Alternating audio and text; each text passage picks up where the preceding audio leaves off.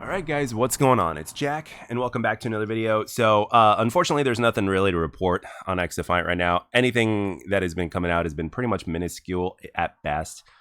So there really isn't anything going on. Hopefully, sometime by the end of this week, we might get a little more tidbit of information or whatnot, but nothing really to report on XDefiant. However, in my community tab, as of recently, I put in gaming is turning into McDonald's.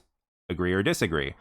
And as of the time of this recording, about 12 hours ago, you guys voted, 91% of you voted that you agree, and 9% of you voted that you disagree. But to take things even further, I went on Twitter and I put in, gaming is dying and I really think it's time to move on because there's really nothing we can do about it. Now, the reason why I think there's nothing we can do about it is this.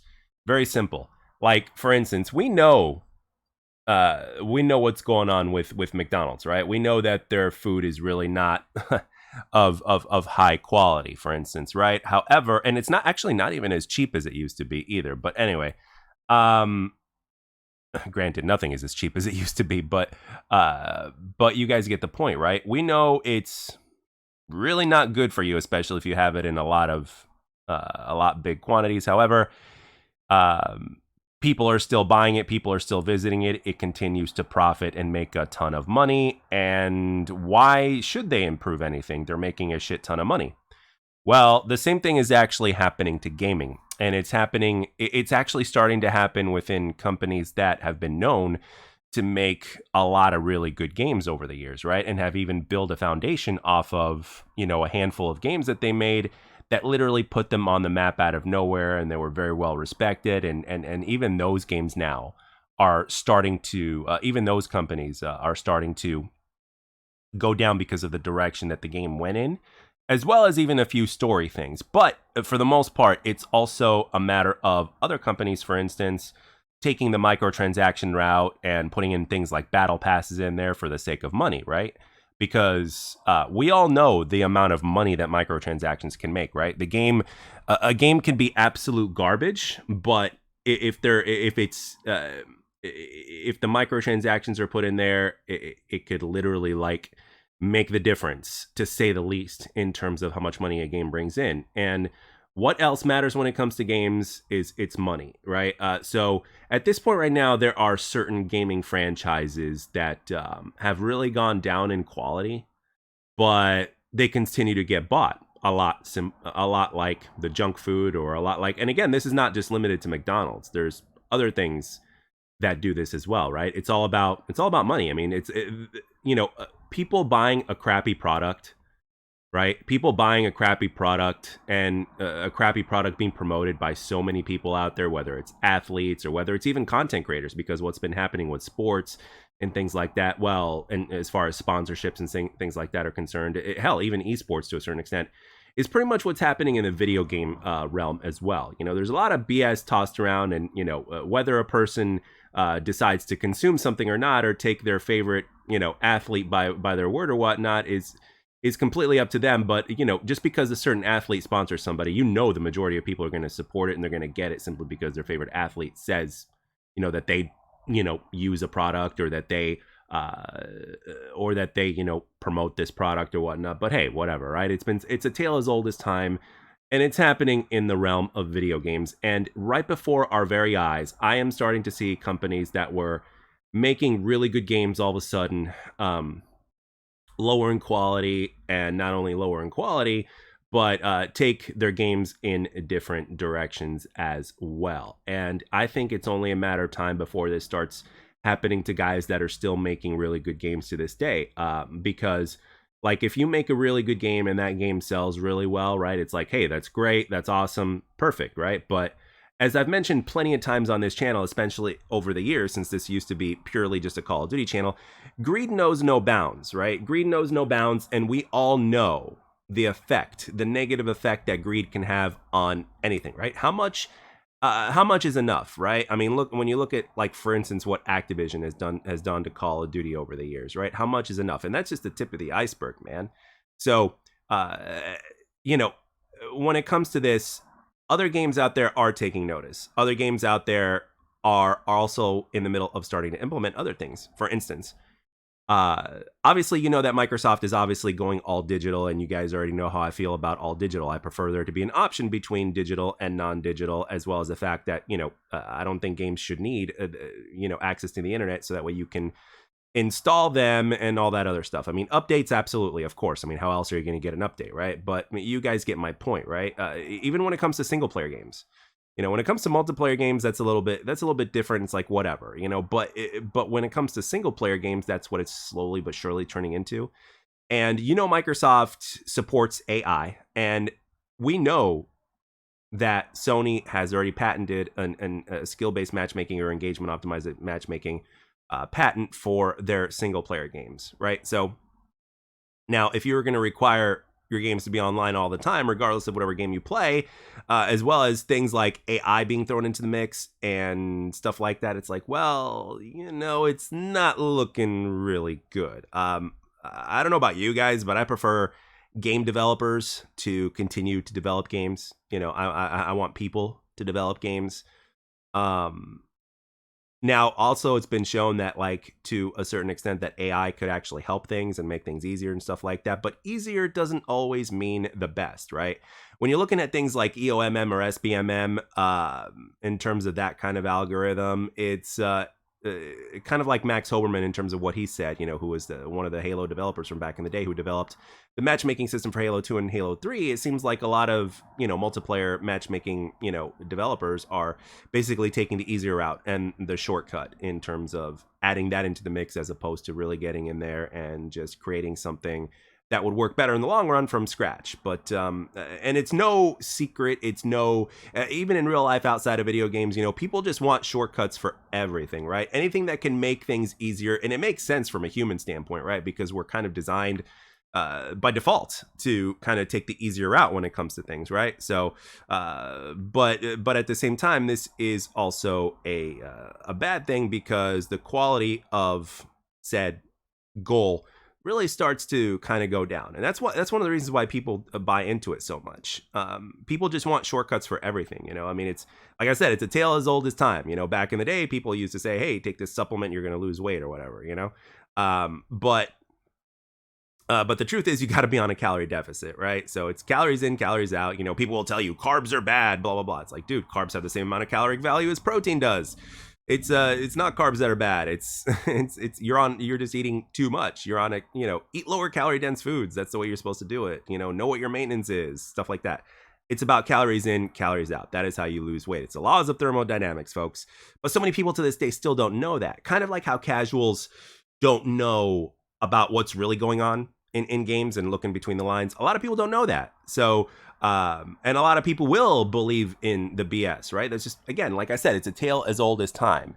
And the majority of people are not, there's a lot of people that are watching YouTube and all that kind of stuff, sure. But like, a lot of people are still like not, they're not watching YouTube for answers or doing research and all that kind of stuff and looking between the lines. It's not how it is. So they're always going to go for the majority of people. And I think for people like me specifically, and again, I wasn't talking about everybody when I made the statement, but for me, or people that have the similar mindset as myself, in terms of what they see of what's going on with games, it's like, maybe it's time to move on from gaming, man, because at this point, it's only a matter of time before every single game developer out there starts implementing the stuff that has been implemented in games, and things are starting to go in a different direction, blah, blah, blah. Now, I hope I'm wrong. I obviously am a person myself. I can't predict everything. I can't predict what's going to happen, but this is the direction that gaming slowly but surely has been heading in. And it's it sucks to see, because,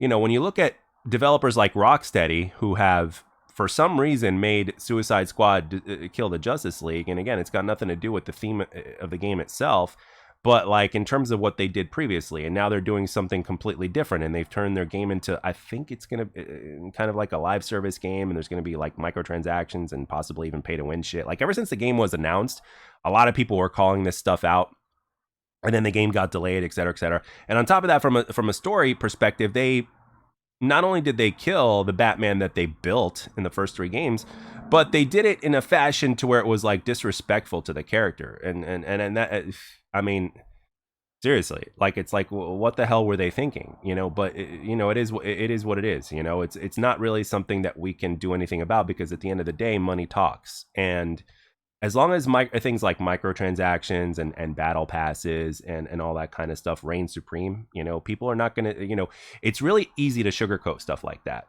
It's really easy to sugarcoat stuff like that. And it's pretty much a shame that you can release a lower quality game. Like let's say for instance, I don't know, let's say Baldur's Gate 3, right? Baldur's Gate 3, again, not my kind of game to play, but it made Game of the Year for a reason. It's been praised by pretty much everybody under the sun for a reason. So let's say you got a game like Baldur's Gate 3, right, which is one of the greatest games out there, right, as of today. So, and probably ever, according to a lot of people. And respectfully so, I tip my hat to the developers, and I'm glad that the gamers out there have something really nice, really good to play of that quality. As gamers, it's great to see. We love to see it. Okay, so let's say Baldur's Gate 3 is a good quality game, right? And let's say you've got a game like, I don't know, let's say, okay, so let's say Call of Duty Modern Warfare 3, right? So it doesn't matter if it's a different genre or whatnot, right? So I think we can say, like, from a quality perspective, that Baldur's Gate 3 is a better game than Call of Duty Modern Warfare 3. I think we can all pretty much agree to that. If you guys disagree, by all means, disagree down in the comment section below. But I'm talking about quality of game. I'm not talking about the game that you prefer, the type of game you prefer to play, but I'm talking about in terms of quality, how it was received, et cetera, et cetera. Now, Modern Warfare 3, on the other hand, is not as good a quality, right? To put it nicely, right? So, but Modern Warfare 3, despite the fact that the numbers have gone down and all this other stuff, I am pretty sure that Modern Warfare 3 is going to make significantly more money than Baldur's Gate 3, despite the fact that Baldur's Gate 3 is a better game. Now, what is the reason for this? You said it, and you guessed it. It's the microtransaction system and everything else. This stuff makes money. So, in other words, they know, developers out there, not just the Call of Duty developers, but other developers out there know that they can release something that is a lower quality, or something that is even perhaps to a certain extent incomplete, or they can choose to do this or to do that with the game and destroy their vision, so to speak. But as long as the money keeps coming in from those microtransactions, that would be better than selling, like, let's say 20 to 25 million copies, which is an amazing accomplishment for any game developer out there, right?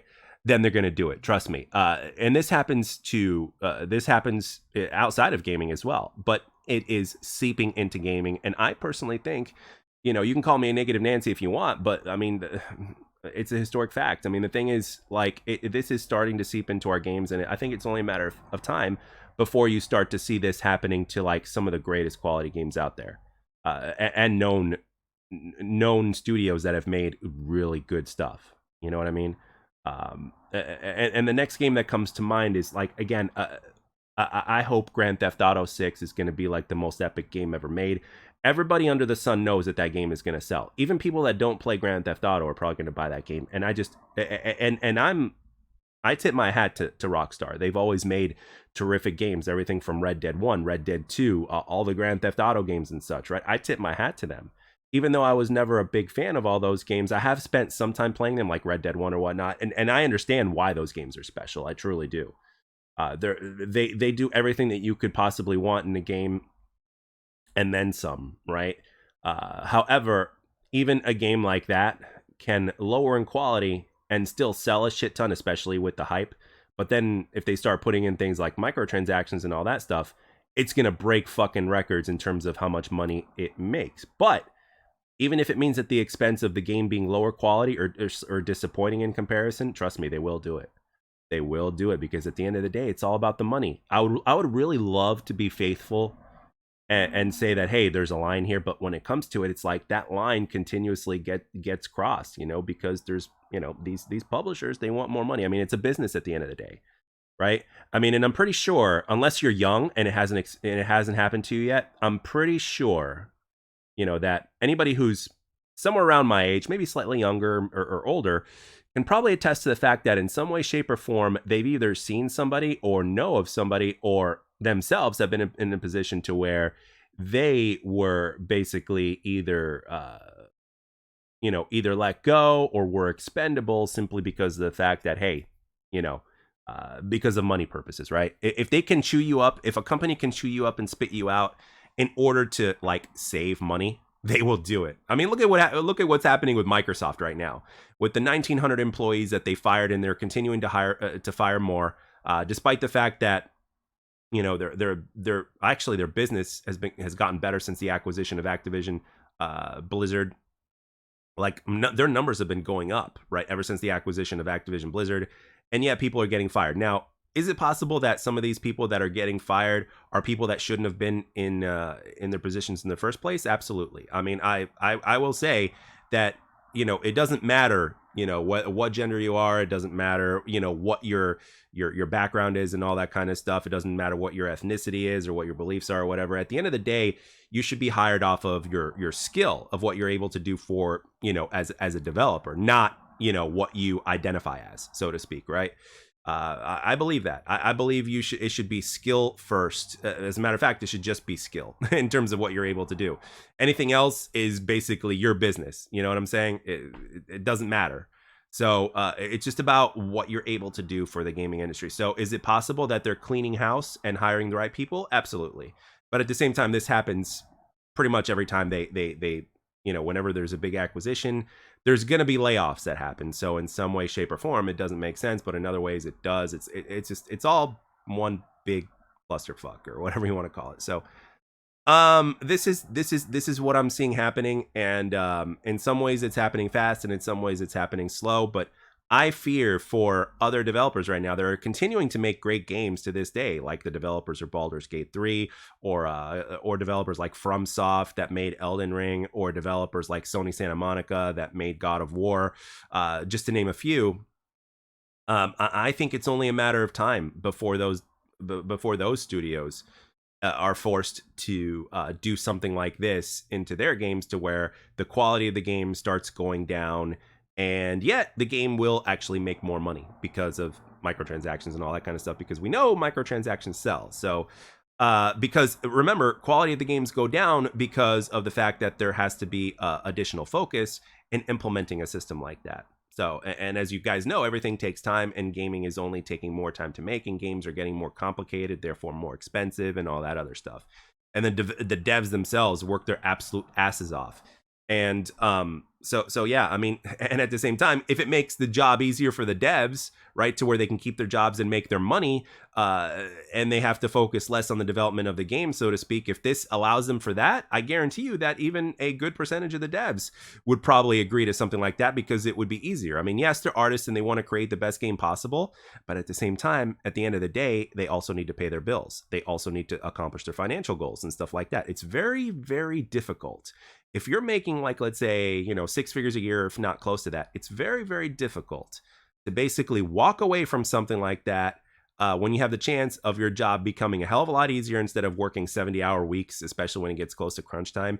Imagine being able to work 40 or 50 like consistently, and you've got all this extra time, and you're making your money, of course, and possible bonuses because of microtransactions, like very small bonuses, but bonuses nonetheless, even though this extra money for microtransactions probably goes all to the publishers or whatnot, and the executives high up that are not making the game but are just in charge, just like every other corporation out there. But you guys get the deal, right? You guys get what I'm saying here.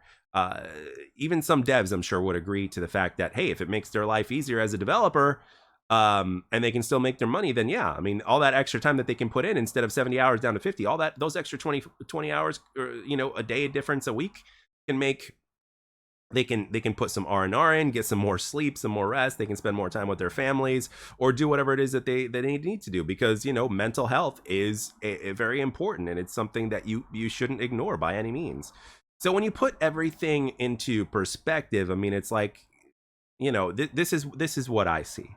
This is what I see, and that's what gaming is turning into. It's turning into, the McDonald's, so to speak, just to give an example, of gaming, to where the quality of games is going to start to go down, and that's it. I mean, will it happen to every single developer? I hope not, but at the end of the day, it's all about money. And the thing is this. Oh, speaking of Rocksteady, one more thing I want to say about Rocksteady before we get close to the end here, and it's been a long video already.